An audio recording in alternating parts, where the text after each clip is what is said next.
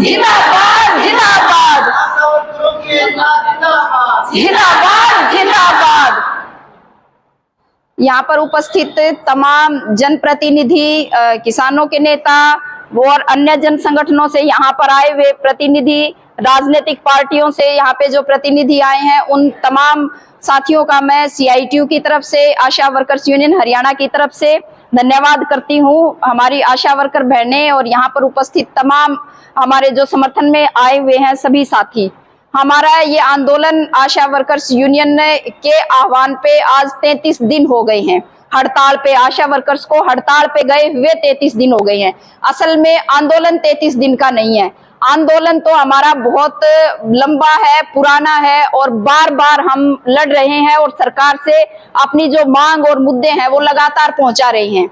ऐसा भी नहीं है कि आंदोलन हमने बस सोचा, दिमाग में आ गई हो बात और हम आंदोलन करने के लिए आ गए हों। हमने बार बार विनती की है। हमारे कुछ काम के एरिया हैं जहां पे हम PHC है, जो प्राथमिक स्वास्थ्य केंद्र, फिर जो हमारा सामुदायिक स्वास्थ्य केंद्र, हमारा सिविल हॉस्पिटल, तो हमने उन तमाम जगहों पे हमारे जितने डॉक्टर्स हैं उनके माध्यम से सरकार को, हमारे मिशन डायरेक्टर को हमने बार बार ज्ञापन भेजे हैं। हमने PHCओं से भी अपने ज्ञापन भेजे, CHC से भी, जिला से भी, और हमने 1 महीना पहले हड़ताल का नोटिस दिया सरकार को कि हम 1 महीने बाद यदि हमारी इन समस्याओं का समाधान नहीं होता है तो हम हड़ताल पे जाएंगे।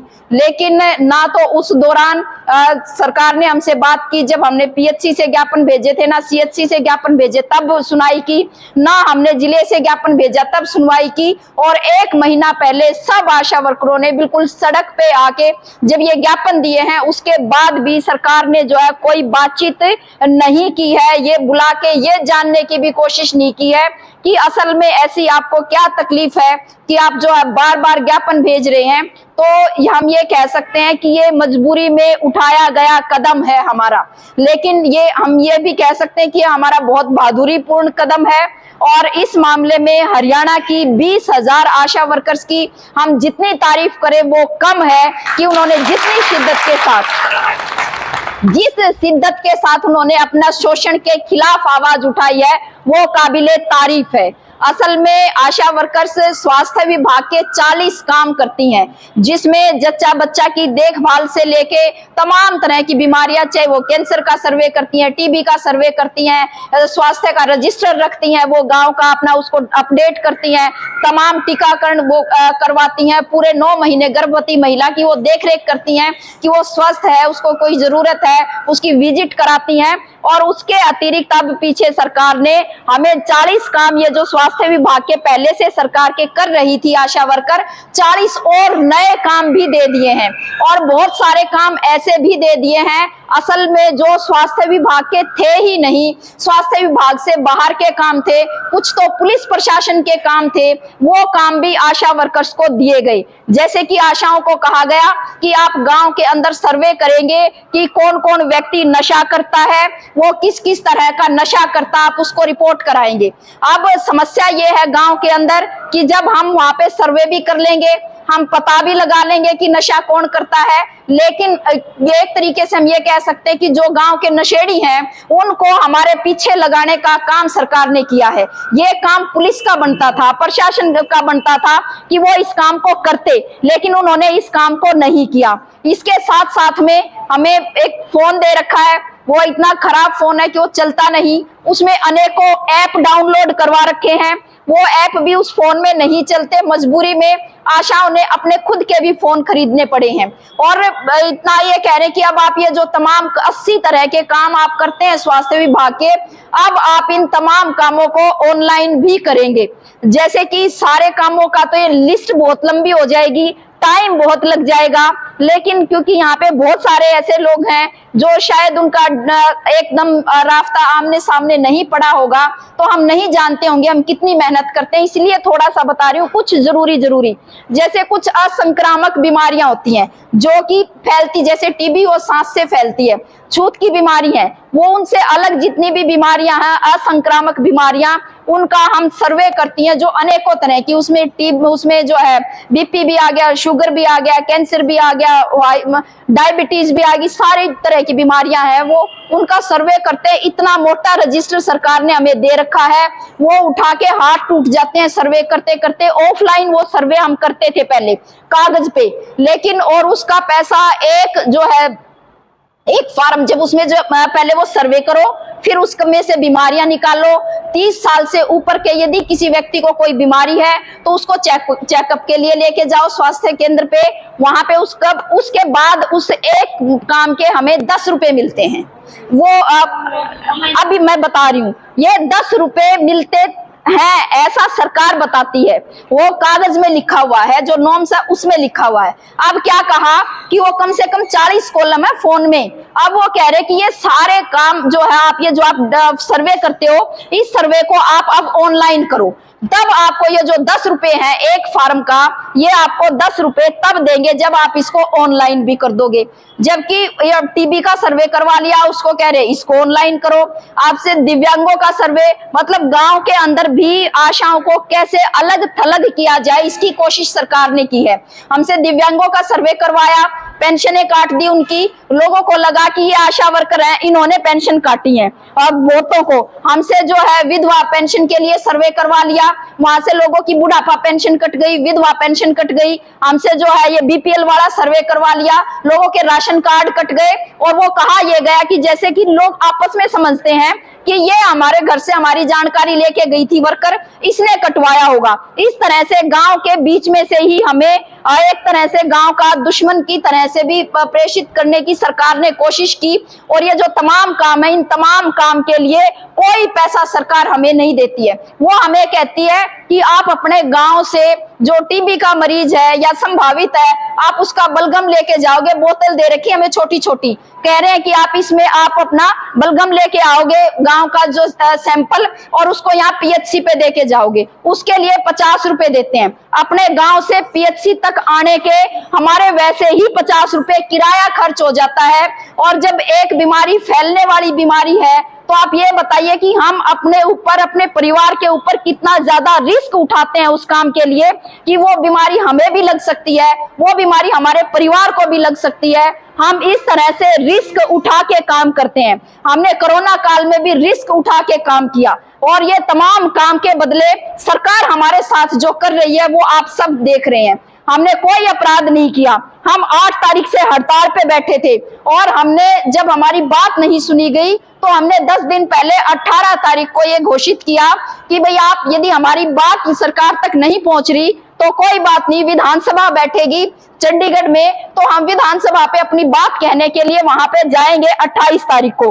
28 तारीख को हमें विधानसभा पे हम लोग ना पहुंच पाए, इस बात के लिए पूरा प्रशासन, सारी पुलिस उन्होंने हमारे ऊपर लगा दी।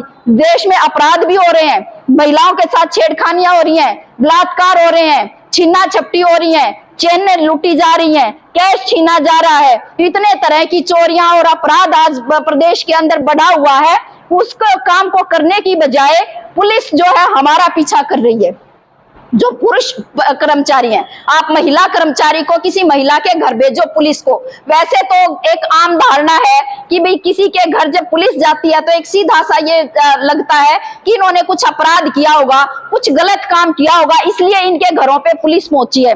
हम महिलाओं के घरों पे जो है पुलिस पहुंच गई, न केवल पहुंच गई, पीसीआर हमारे घरों के सामने खड़ी कर दी उन्होंने, और वहां से जब तक वो हमारा वहां से प्रोग्राम खत्म नहीं हो लिया, उन्होंने सारा सेट नहीं कर लिया, 2 दिन तक वहीं खड़ी रही, हमारे घरों में बैठे रहे पुलिस वाले, और बोले यहीं पे सोएंगे, आप हमें खिलाओ भी, हमें एक तरीके से घर में नजर बंद कर लिया। जो वर्कर किसी तरीके से वहां से निकल के पंचकुला पहुंचने की जिन्होंने कोशिशें की, और बहुत सारी हमारी बहनें पहुंची भी पंचकुला, उनके साथ जो किया वो भी सोशल मीडिया के माध्यम से, क्योंकि न्यूज चैनल तो आजकल कुछ नहीं दिखाते, उन्होंने देखा कि वहां पे हमारे साथ क्या हुआ। हम लोगों को गिरफ्तार करके, जिसमें मैं खुद भी शामिल थी, हमें बसों में भर लिया गया, और बसों बसों को चलाते रहे, रोका ही नहीं। जो हम खुद के अपने साधन किराए पे करके लेके गई थी वर्कर, उन सब साधनों में एक एक पुलिस वाला बैठ गया ड्राइवर के साइड में और बोला इस जो है रेस से पैर नहीं उठाना, जय तन्ना ब्रेक मारा तो तेरी गाड़ी इंपाउंड करेंगे, ना तेरा लाइसेंस दे तने जेल में डालेंगे, तू चलाए जा। वर्कर उसके अंदर बैठी हैं, उनको हमारी गाड़ियों को ये कहा कि भैया जब गाड़ी का तेल जलेगा इसका खर्चा कौन देगा, ये बता दो आप। तो बोले कि इसका हमने नहीं बेरा, हमारे पास आदेश ये है कि सारी काबू करनी है और इनकी जो भी साधन है वो कितना रुकना नहीं चाहिए, वो चलता रहना चाहिए। मैं खुद जिस बस में थी वो 11 बजे उस बस को चलाया गया और उसको 5 बजे हमने बहुत ज्यादा हंगामा करके उस बस को रोका। हमारी बस में एक वर्कर जो है वो बेहोश हो गई पानी की कमी की वजह से। हमारे पास पानी नहीं था पीने का, सुबह तो था हमारे पास, कुछ टाइम तो चल गया, खाना भी लेके आए थे हम, पानी भी लेके आए थे, हमारे बैग में था पानी, तो वो 1-2 घंटे में पानी खत्म हो गया। वो खाना भी सुबह सुबह खा लिया, उसके बाद ना खाना ना पानी। और 20,000 वर्कर में से हम ये कह सकते हैं कि 10 से 12,000 वर्कर के साथ ये व्यवहार सरकार ने किया। उस दिन बहुत हंगामा किया, तब जाके रुका। और रोकने के बाद भी क्या किया, पंचकुला की वर्कर को उल्टी दिशा में यहाँ कुरुक्षेत्र यमुनानगर इधर घुमाते रहे और रात को लाडवा की सड़क पे छोड़ के भाग गई। वहां रोडवेज की बसों को ये कह रखा था, उस दिन छुट्टी थी उनकी, कि आपका रूट पंचकुला का है ही नहीं, आपको पंचकुला नहीं जाना है।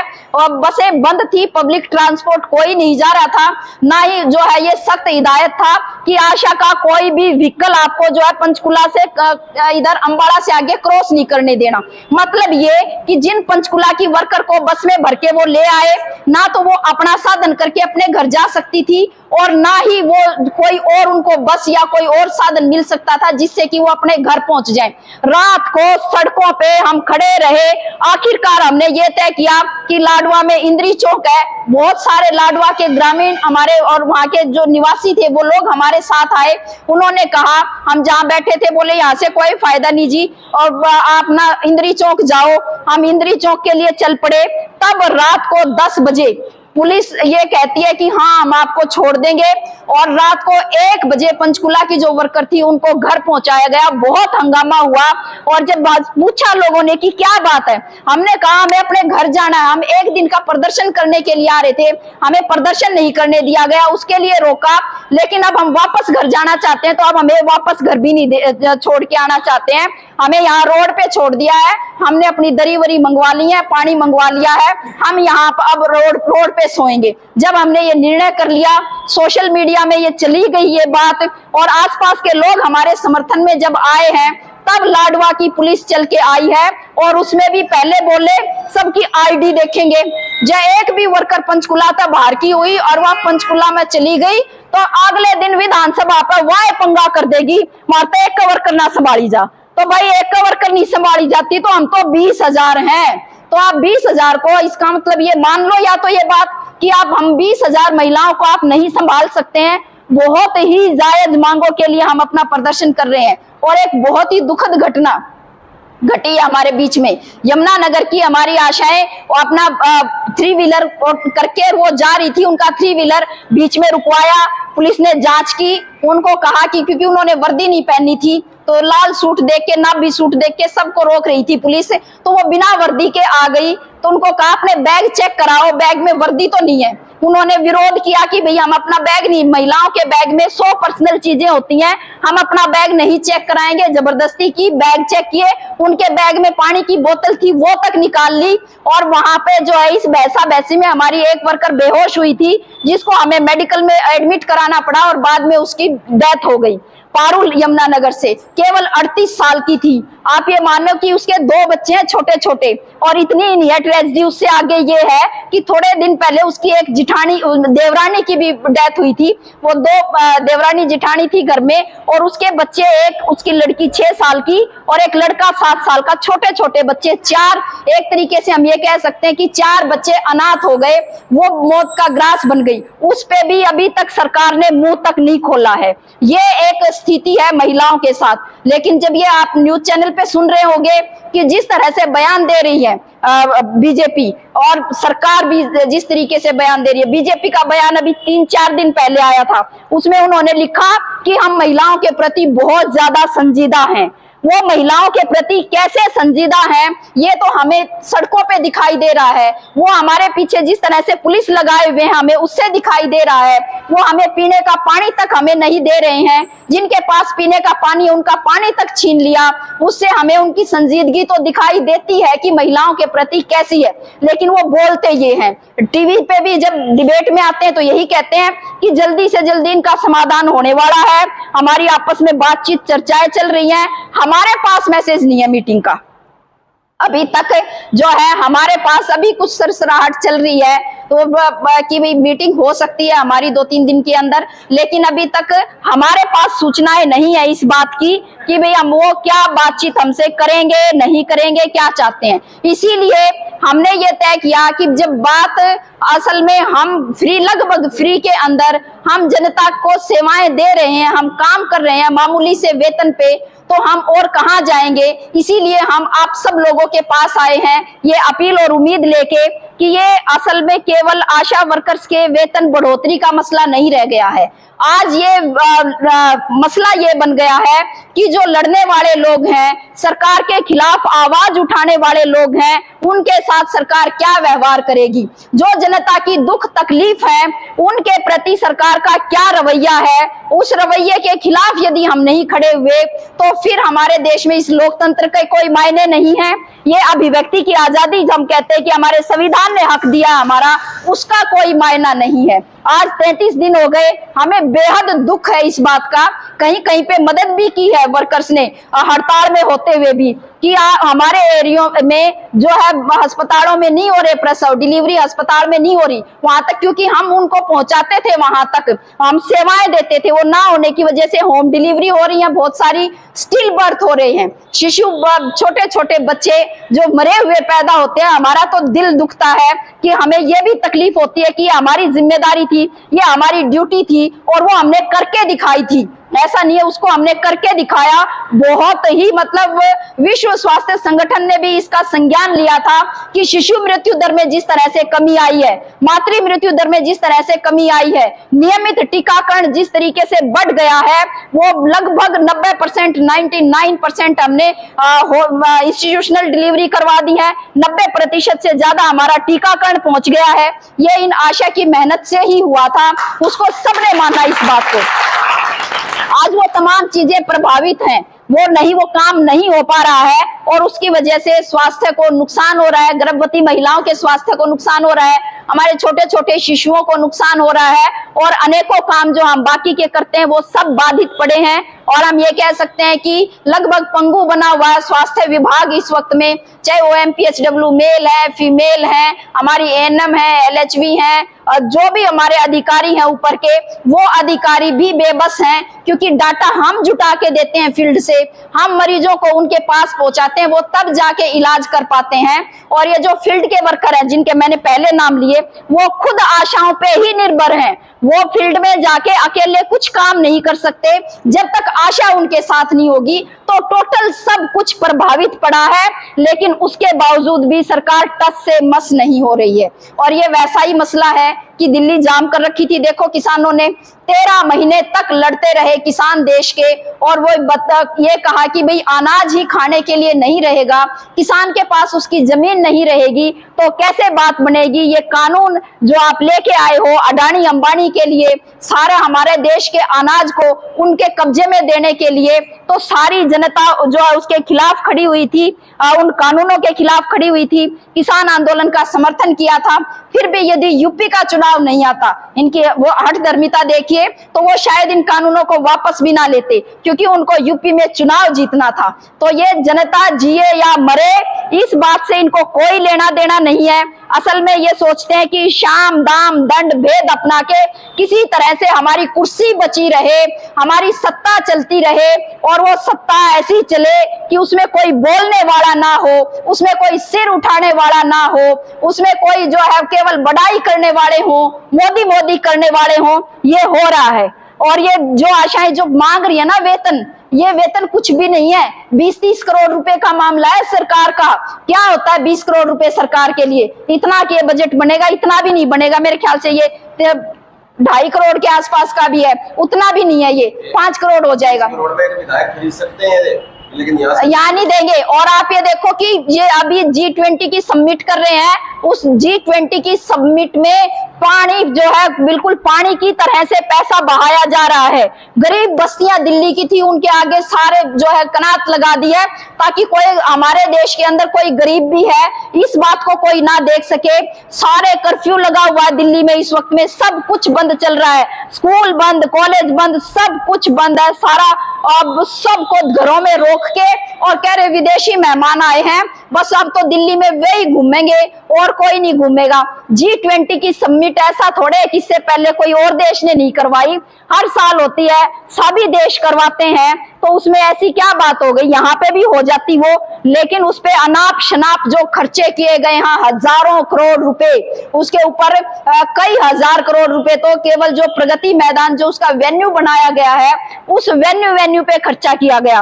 कह रहे हैं जो मेहमान आ रहे हैं उनको फोन देंगे हम और फोन में पैसे भी देंगे ताकि वो यहाँ पे शॉपिंग का लुत्फ उठा सकें, उसको एंजॉय कर सकें। तो भाई वो तो विदेशी हैं, आप कहते हो हम तो देशभक्त हैं, फिर ये आपकी कैसी देशभक्ति है कि हमारे देश की जो बेटियां हैं वो भूखी मर रही हैं, हमारे देश की जो बेटियां हैं वो सड़कों पे बैठी हुई हैं, हमारे देश की बेटियों के पीछे पुलिस लगा रखी है, ये आपकी कैसी देशभक्ति है। और इसीलिए हम हमेशा पहचान गई अब तो जनता इस बात को कि ये जो बोलते हैं असल में वो करते बिल्कुल नहीं है, ये बिल्कुल उसके उल्टे हैं। जैसे अभी बयान दे रहे हैं कि हम आशाओं के प्रति बहुत संजीदा हैं, व्यवहार देख लो वो कैसा हमारे साथ कर रहे हैं, ये बात से वो कहते हैं कि हम देशभक्त हैं और असल में वही असली देशद्रोही हैं। लेकिन अंतिम संदेश मैं यहाँ से इस पंचायत के माध्यम से ये देना चाहती हूँ कि हरियाणा की जो आशा वर्कर हैं वो तो लड़ रही हैं, हमारा तमाम कर्मचारी संगठनों ने भी समर्थन किया है, हमारा किसान संगठनों ने भी हमारा समर्थन किया है, तमाम मजदूरों की जो बाकी यूनियनें हैं उन्होंने भी हमारा समर्थन किया है और हम अपने लाभार्थियों के पास भी पहुंचे हैं। हमने तमाम राजनीतिक पार्टियों से भी संपर्क किए हैं और आप लोग हमारे बीच में बैठे हुए हैं, उनके प्रतिनिधि आप आए हैं, हम आप सबके आभारी हैं। और असल में अब ये मुद्दा हमारा सबका मुद्दा है, इस लोकतंत्र को बचाने का मुद्दा है। जितनी ये जन विरोधी नीतियां सरकार लेके आई है इनका मुद्दा है ये, और मुद्दा ये है कि असल में हम बीमार होंगे तो हमें इलाज मिलेगा कि नहीं मिलेगा, स्वास्थ्य का जो सरकारी ढांचा है वो बचेगा कि नहीं बचेगा, हमारे बच्चों को पढ़ने के लिए स्कूल रहेंगे कि नहीं रहेंगे सरकारी, ये है मसला। नया बिजली का बिल लेके आ गए हैं, उसमें स्मार्ट मीटर लगाएंगे, पहले बिजली आप मीटर को रिचार्ज कराओ, उसके बाद आप बिजली इस्तेमाल करो और वो लगभग 3 गुना ज्यादा आपके बिल होने वाले हैं बिजली के। इस तरह से हर एक चीज को जो है बिल्कुल हमें आम जनता से जो भी राहतें हैं वो सारी छीन के हमें बिल्कुल बेबस बेचारा बना देना चाहते हैं, हमें जो है भीख के सहारे छोड़ना चाहते हैं, छोटे छोटे टुकड़ों पे हमें ये चाहते हैं कि हम बोल ले ना, जिस स्थिति में जैसे हमें रखना चाहे वैसे रख ले। लेकिन ये संदेश है हमारा इस मौके पे कि हम भगत सिंह के वारिस हैं जिन्होंने इस देश को आजाद कराया और वो आजादी भी ऐसी चाहते थे जिसमें वो कहते थे कि भी काले अंग्रेज गोरे चले जाएंगे और काले कुर्सी पे बैठ जाएंगे अंग्रेज, तो ये कोई जो है आजादी थोड़ी होगी। आजादी होती है शोषण से, आजादी शोषण से मुक्ति होनी चाहिए हमारी, वो उनका सपना था। वो कुर्बान हो गए देश पे 23 साल की उम्र में, भगत सिंह, राजगुरु सुखदेव, तो उन्होंने जो शहादतें दी हम तो उनके वारिस हैं, डट के लड़ेंगे, जम के लड़ेंगे और भाई अपना हक जो है लेके रहेंगे, ये पक्की बात है। ये सावरकर के वारिस हैं, ये सावरकर इनके लिए बहुत बड़ा मतलब सम्माननीय व्यक्ति, इनके लिए सावरकर से ज्यादा कोई नहीं है, जिन्होंने 14 बार अंग्रेजों से माफी मांगी और माफी मांग के अंग्रेजों से ये जेल से बाहर आए, अंग्रेजों की पेंशन खाई और जो क्रांतिकारी थे उनकी मुखबरी की। उनको तो ये जो है वीर कहते हैं, उस सावरकर को कहते हैं वीर सावरकर। ये उनके वारिस हैं जो आज गलती से गद्दी पे बैठ गए हैं और ये काम जैसा सावरकर ने जिसे काम किए ये भी वैसे ही करेंगे और उनसे अलग कुछ कर नहीं सकते। लेकिन तभी भी जनता ने सबक सिखाया, अंग्रेजों को भी भगाया और ऐसे सभी लोगों के साथ लड़े। आज भी जनता सबक सिखाएगी, आज भी हम लड़ेंगे और हमारे तमाम हक और अधिकारों को हासिल करेंगे, ये मुझे पक्का यकीन है। ये आशाओं का एक मुद्दा है, इससे अलग भी अनेकों मुद्दे हैं जिन पे हम सबको एक साथ आने की और एक साथ मिलकर संघर्ष करने की जरूरत है। मुझे पक्का यकीन है कि हम सब मिलकर एक साथ इस काम को